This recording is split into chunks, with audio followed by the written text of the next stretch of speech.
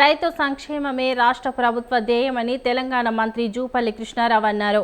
మహబూబ్ నగర్ జిల్లా దేవరకద్ర వ్యవసాయ market committee పాలకవర్గ ప్రమాణ స్వీకార కార్యక్రమానికి ముఖ్య అతిథిగా హాజరయ్యారు. బీఆర్ఎస్ చేసిన రుణమాఫీ వ్యవసాయ రుణాల వడ్డీకే సరిపోయిందని ఆక్షేపించారు. కాంగ్రెస్ ప్రభుత్వం వచ్చిన మొదటి ఏడాదిలోనే రైతులకు ఏకకాలంలో 2 లక్షల రుణమాఫీ చేసిందన్నారు.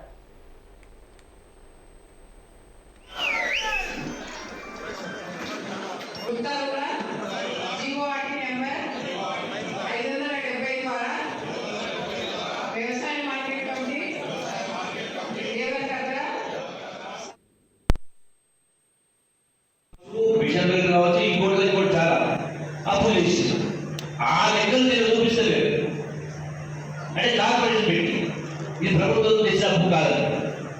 దానికి నేను అడిగిన సూటిగా, అంటే ఈ యొక్క ప్రాజెక్టులను తెచ్చినటువంటి మీరు 1,00,000 కోట్ల 2 లక్షల కోట్ల పెట్టిండ్రో అంటే రైతులు కట్టాలా? ఎవరు కడతారు?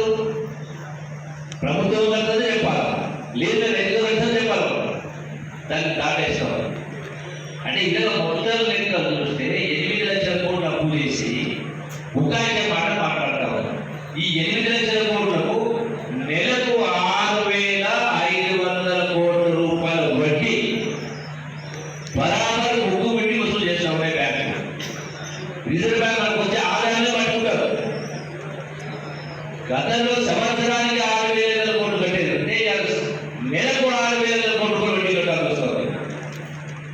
నేను ఛాలెంజ్ చేసి అసెంబ్లీలో నేను